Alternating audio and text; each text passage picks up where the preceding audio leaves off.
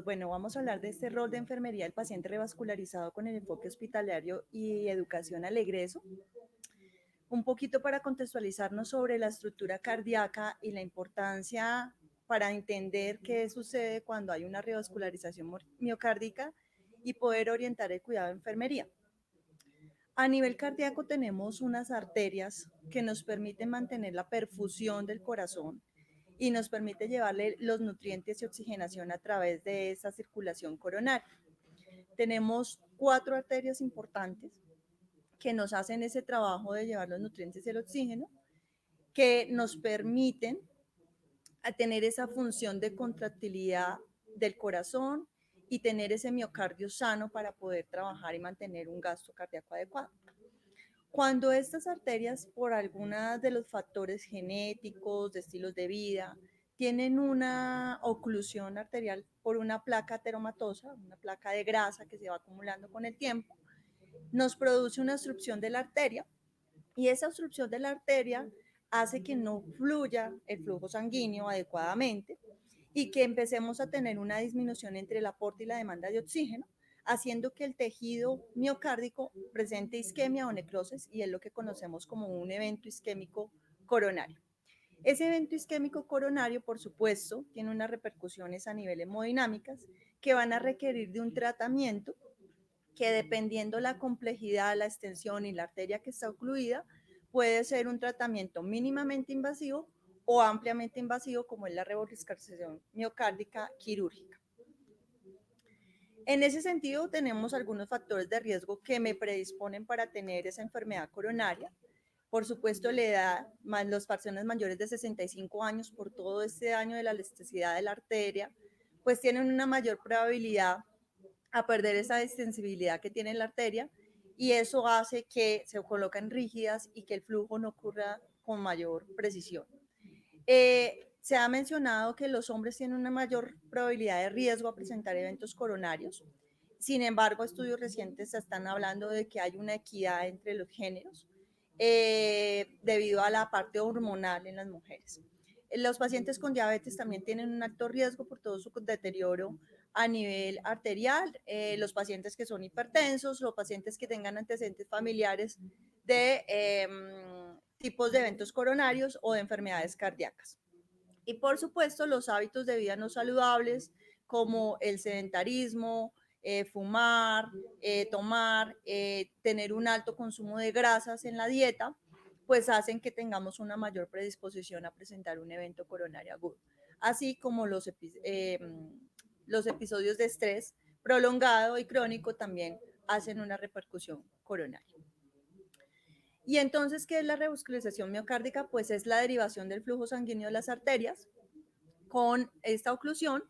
que puede resolverse para poder retornar el flujo nuevamente. Cuando hablamos de la revascularización miocárdica, al inicio decía que hay mínimamente invasivo, donde colocamos a través del cateterismo cardíaco en el servicio de hemodinamia un stent que permite dilatar la arteria y volver a retornar ese procedimiento. Hay estén que son medicados, que tienen liberación prolongada de medicamento que me ayuda a restablecer ese flujo coronario, pero en esto estamos hablando que la obstrucción no es tan grande y la extensión no es tan está mínima y que el paciente se puede recuperar de ese procedimiento. La otra parte es la revascularización miocárdica quirúrgica, que efectivamente requiere un procedimiento de cirugía cardíaca, que los tiempos quirúrgicos pueden ser amplios dependiendo la lesión, el número de arterias ocluidas. Y lo que se hace en este tipo de procedimientos es hacer unos puentes en esa arteria ocluida. Digamos que está un segmento de la arteria que está ocluida, lo que hacemos es hacer un puente desde antes de donde empieza la oclusión hasta después de donde empieza la oclusión para que pueda haber ese flujo sanguíneo dentro de la arteria nuevamente. Esos puentes o esos injertos se hacen con injertos propios del paciente, generalmente son tomados de la vena safena, porque pues da una biocompatibilidad y ha demostrado que las características nos permiten restablecer ese flujo sanguíneo. Entonces acá, pues por supuesto lo que buscan este tipo de intervenciones es mejorar la calidad de vida de los usuarios, mejorar el pronóstico de mortalidad en ellos, aliviar la sintomatología de dolor, de disnea, de angina que tienen los pacientes. Y sobre todo la revascularización miocárdica quirúrgica es una última opción cuando las otras opciones previas mínimamente invasivas no son viables para este paciente. Eso tiene que ver con que la obstrucción ocurra en una arteria de coronaria, en la coronaria izquierda, en el tronco de la coronaria izquierda, que es muy amplio y irriga una gran parte del corazón. Que tengamos más de 3 arterias ocluidas también es una indicación para esa revascularización quirúrgica, porque pues funcionalmente nos va mejor con el procedimiento quirúrgico y si tenemos una oclusión de la arteria descendente anterior, que es una de las arterias coronarias principales, que tiene el 90% de la irrigación en el corazón. Acá un poco, pues contarles que el paciente que es intervenido en la revascularización miocárdica es llevado a cirugía bajo un gran protocolo prequirúrgico, dada la intervención, el tiempo quirúrgico que puede superar las 4 horas y en el sistema que estamos interviniendo. El corazón es el que nos mantiene el flujo sanguíneo en todo el cuerpo, entonces necesitamos mantener esas condiciones dentro del proceso quirúrgico, por lo cual utilizamos un sistema de circulación extracorpórea donde nuestra sangre sale a un sistema, a un circuito externo, y a través de ese circuito externo yo puedo mantener la oxigenación, la perfusión, los electrolitos y los nutrientes que requiere para luego a través de ese sistema extracorpóreo, una vez circulado, volver a ingresar al paciente sin pasar por la cavidad cardíaca mientras que sucede el tiempo quirúrgico. Esto hace que hemodinámicamente el paciente cuando sale tiene una serie de demandas y necesidades importantes porque hay unas alteraciones fisiológicas y electrolíticas que han sido alteradas en el tiempo quirúrgico. En ese sentido, pues de todas maneras el sistema extracorpóreo no tiene las, a pesar de que trata de mantener las mismas condiciones del cuerpo, sigue siendo un circuito externo que tiene problemas en relación a las plaquetas, hay un rompimiento de las plaquetas, hay un rompimiento de los elementos y se van perdiendo en este circuito. Por supuesto, esto es una especialización, la perfusión, el perfusionista tiene que estar todo el tiempo pendiente de los volúmenes, de los electrolitos, de los nutrientes y que se responda a esa demanda durante el tiempo quirúrgico. Es un trabajo que es muy extenuante durante ese proceso.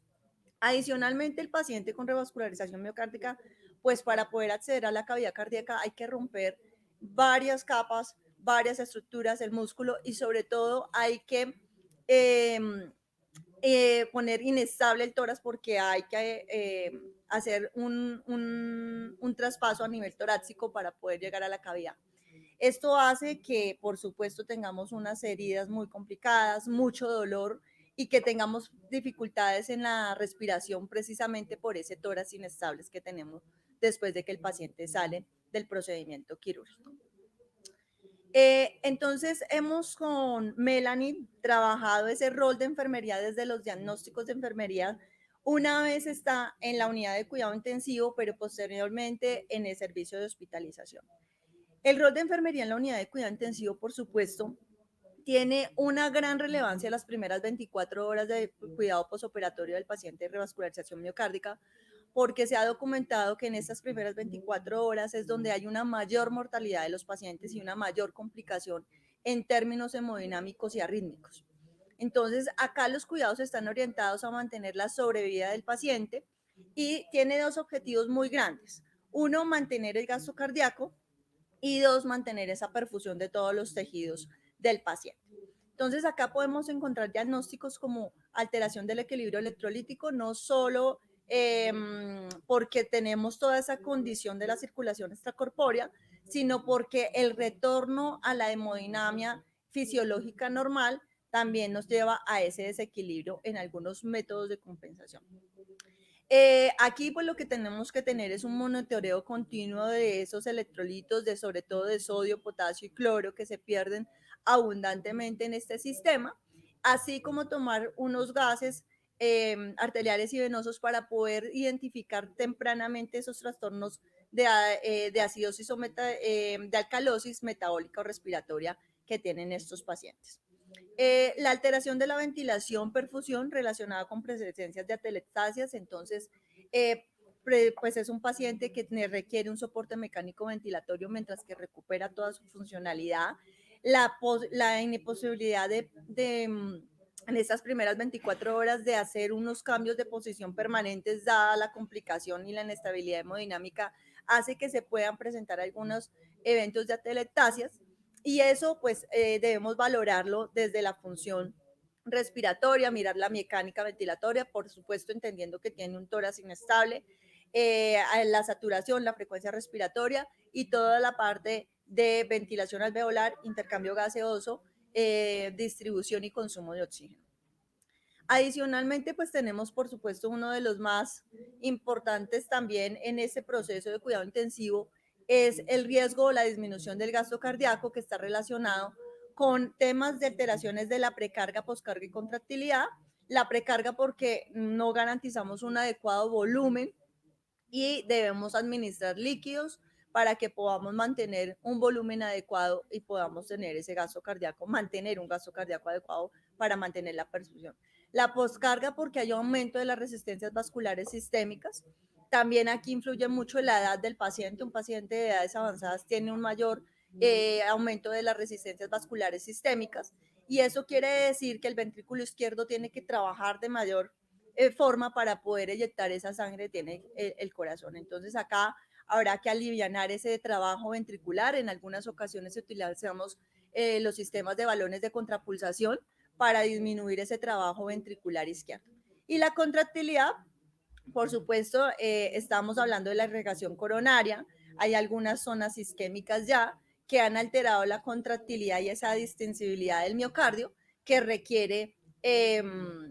poderse trabajar. Aquí se acompañan mucho del uso de inotrópicos o vasoactivos que permiten mejorar estos elementos de la contractilidad y de la poscarga y de la precarga. El riesgo de disminución de la perfusión tisular asociado a la disminución del gasto cardíaco y de los problemas de ventilación que tiene el paciente, por lo cual hay que estar valorando cómo es ese llenado capilar, cómo estamos en los demás tejidos, la funcionalidad, hacer valoraciones de escalas que nos permitan evaluar la perfusión tisular, la diuresis, el balance de líquidos administrados y eliminados, las escalas de sedación que nos permitan determinar que está llegando una adecuada volemia y oxigenación. En pacientes que ya han superado estas primeras 24 horas y que ya están en un cuidado un poco más mediato, tenemos que trabajar el dolor agudo que se asocia con la herida quirúrgica, con el procedimiento, dado que tenemos varias capas alteradas allí, el dolor es bastante intenso y el estímulo doloroso aumenta el consumo de miocardio, del oxígeno de miocardio. Entonces, eso hace que tengamos un ciclo donde, por supuesto, un ciclo negativo, donde los tres diagnósticos que hemos hablado pues se pueden repercutir por este estímulo doloroso. Entonces es importante mantener un control adecuado del dolor, haciendo una valoración de la escala del dolor y administrando los analgésicos correspondientes. Generalmente usamos opioides para poder manejar y controlar el dolor agudo en esta parte inmediata, que luego van disminuyendo a medida que el paciente va haciendo la rehabilitación cardíaca. Y por supuesto, el riesgo de infección relacionado con procedimientos invasivos. Son pacientes que debemos mantener una técnica aséptica todo el tiempo en estos procedimientos para poder minimizar ese riesgo de infección, estar valorando el estado de la herida, estar administrando, en muchas ocasiones se administra un antibiótico profiláctico, un esquema que permita tener una cobertura para el riesgo de infección. Acá, pues muy válido que se haya hecho previamente todo el manejo aséptico en la cirugía y que posteriormente mantengamos esas medidas de técnica aséptica para poderlo tener aquí. Digamos que el paciente acá requiere un monitoreo continuo, constante de todas sus variables hemodinámicas. Muchos de ellos tienen catéter de Swan-Ganz, que nos permite hacer toda esa valoración hemodinámica del gasto cardíaco, de las presiones de cuñas, las presiones pulmonares, que me dan una indicación de toda esta perfusión de gasto cardíaco que tenemos en el paciente de la unidad de cuidado intensivo en revascularización miocárdica. Bueno, ahora bien, vamos a hablar principalmente de que cuando el paciente sale o hay un cambio de el servicio de la unidad de cuidados intensivos al servicio de hospitalización, este puede ser un cambio que repercute y pues, no es tan fácilmente adaptable tanto para el paciente como para la familia, ya que la dinámica cambia, como lo mencionaba anteriormente. La vigilancia es mucho más constante, están monitorizados continuamente e incluso el acompañamiento del personal de salud es un poco más constante a comparación del servicio de hospitalización. Las metas de cuidado también pueden variar, sin embargo debemos darle un parte de tranquilidad a los pacientes y a los familiares de que todo va en pro de la recuperación del paciente. En el servicio de hospitalización, la meta principal básicamente es trabajar en pro de la rehabilitación física y la rehabilitación cardíaca. Al igual que en la UCI, dos de los diagnósticos principales y que van a persistir en el servicio de hospitalización es el riesgo de infección pues, relacionado con esa alteración que hay a nivel de la primera barrera de la piel y el dolor agudo. Aquí en el dolor es súper importante que eduquemos a nuestros pacientes, a los familiares, que siempre les informemos cuál es el manejo analgésico que está instaurado con los diferentes servicios tratantes, que les eduquemos, que les enseñemos la importancia de no aguantar dolor y pues claramente también como que instaurar todo el manejo no farmacológico para pues el manejo del dolor. Adicional a esto, digamos que todo el proceso de traslado, de adaptación a esta nueva etapa de la vida, tiene como una repercusión de forma biopsicosocial para el paciente y su familia. Aquí es importante que desde nuestra profesión como enfermeros estemos siempre como muy atentos de que las diferentes especialidades como psicología, psiquiatría, estén como en acompañamiento diario con nuestros pacientes, pero asimismo que desde nuestro espacio les demos como un acompañamiento, que les demos como cierta tranquilidad, cierta seguridad de que en compañía nuestra pues van a estar seguros y que les hagamos entender que todo es un proceso y pues hay que vivir cada etapa de este. Adicional a esto, pues que les demos como espacios donde ellos puedan expresar sus emociones. Básicamente, digamos que eso respecto a todo el tema de los sentimientos de impotencia o lo que llamamos como síndrome de estrés del traslado. Eh, Respecto a la limpieza ineficaz de las vías aéreas, aquí es súper importante recalcarles, pues ellos a raíz del dolor pueden empezar como a evitar esos episodios de tos que pueden presentar. Aquí es importante que usen el apoyo del esternón justamente para evitar como que se haga una acúmulo de secreciones y que posteriormente nos pueda llevar como unos episodios de neumonías. Eh, Otro de los diagnósticos principales es el de conocimientos deficientes, básicamente cuando ellos también están previos al egreso, tienen muchas preguntas, muchas dudas respecto a esta nueva etapa pues, de la vida como tal. Aquí, bueno, básicamente es importante recalcar que el personal de enfermería juega un papel súper importante en todo lo que tiene que ver con el egreso hospitalario y las recomendaciones del alta. Hay ciertas situaciones que se presentan con bastante continuidad. Una de ellas es el insomnio de conciliación. Normalmente esto pasa durante toda la hospitalización, pero puede persistir en el egreso y pues ya en sus hogares. Aquí es importante educarlos respecto a la importancia de que deben mantener siempre la posición supino o dormir boca arriba, aproximadamente durante las primeras 4 semanas. Siempre, si esto persiste, hay que llegar como un acuerdo con el médico tratante para darle bien sea un manejo farmacológico e incluso brindarles educación acerca de la higiene del sueño, que deben estar en un lugar que sea pues oscuro, tranquilo, evitar el consumo de alimentos máximo, mínimo 2 horas antes de irse a dormir e incluso involucrar terapias como la aromaterapia o la musicoterapia. Otra parte importante de esto es la alimentación. La alimentación es un factor muy importante para todo el tema cardiovascular. Aquí es importante recalcarle a los pacientes que la alimentación se debe ver como un proceso de educación y un proceso de negociación. No es fácil que de la noche a la mañana una persona que lleva años teniendo ciertos hábitos de vida en especial pues de la alimentación, que haga como un cambio tan abrupto. Aquí es importante que se negocie con los pacientes y que más que quitar el consumo de un alimento de un momento a otro, sea algo como que se vaya dando durante el tiempo, que vaya cambiando las frecuencias, las cantidades o incluso la forma en la que preparan los alimentos. La literatura nos dice que la dieta más recomendada para este tipo de patologías es la dieta mediterránea, que básicamente es una dieta que está compuesta por el consumo de frutas, verduras, legumbres, pero un punto clave acá es la disminución del consumo de carnes rojas debido a los altos ácidos grasos saturados que está pues por la que está compuesta y la cantidad alta en sodio. Se recomienda que esta sea de consumo una vez al mes y se debe aumentar el consumo de lo que son carnes blancas o incluso de pescados. Otra parte importante aquí, como lo mencionaba, es la forma en la que preparamos los alimentos. Influye mucho que los alimentos no pues sean fritos como tal, sino que se lleven a preparaciones tales como al vapor, al horno o incluso cocinadas. Otra de las partes importantes que debemos enfocarnos para el tema de educación previo al egreso es la herida quirúrgica. Probablemente cuando el paciente va a egresar pues ya del hospital, ya su herida quirúrgica está totalmente descubierta. Aquí debemos educarlos básicamente sobre signos pues que nos puedan estar eh, como refiriendo que puede haber como un proceso de infección, eh, decirles que se pueden bañar, que pueden usar agua y jabón sin ninguna complicación, pero que sí deben evitar como tal la aplicación de cremas o ungüentos que no estén recetadas de forma médica. Adicional a esto, recomendaciones tales como que durante los primeros 2 meses debe evitar realizar como actividades que sobrepasen su capacidad, no puede levantar un peso máximo a 5 kilos durante los primeros 2 meses o si después la parte médica, digamos que refiere que es durante un mayor tiempo, pero por ahora la indicación es esa. Adicionalmente, no puede conducir durante las primeras 6 semanas y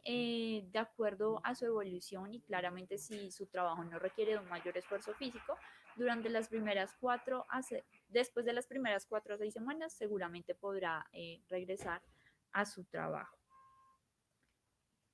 Aquí básicamente les presentamos una forma en la que desde nuestro rol como enfermeros podemos explicarle a nuestros pacientes los medicamentos con los que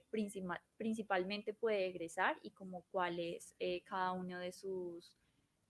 por así decirlo, de su funcionamiento. Entonces, básicamente el ácido acetilsalicílico o la aspirina, como también lo llaman, y el clopidogrel, que básicamente se usa para que las plaquetas pues no formen coágulos, acetaminofén, que es básicamente para aliviar el dolor postoperatorio, medicamentos como el metoprolol, el bisoprolol y el carvedilol, que básicamente son para mantener la frecuencia cardíaca controlada y que el corazón pueda trabajar de una forma mucho más relajada. La furosemida, que pues es un diurético que los va a ayudar a eliminar ese exceso de líquidos que se pueden presentar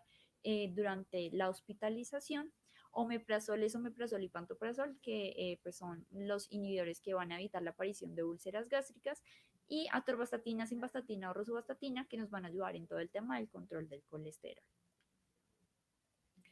Importante también educar al paciente y su familia sobre los signos de alarma por los cuales debe consultar al servicio de urgencias, tales como frecuencia cardíaca mayor a 150 latidos por minuto y sensación de falta de aire, fatiga y dificultad para respirar que no se da con el reposo, una angina o pues dolor torácico que sea similar a la que presentó previo a la cirugía o cuando empezó pues todo su cuadro cardíaco, que presente sangre en las heces, encías o epíxtasis, enrojecimiento o cualquier signo de infección que presente a nivel de la herida quirúrgica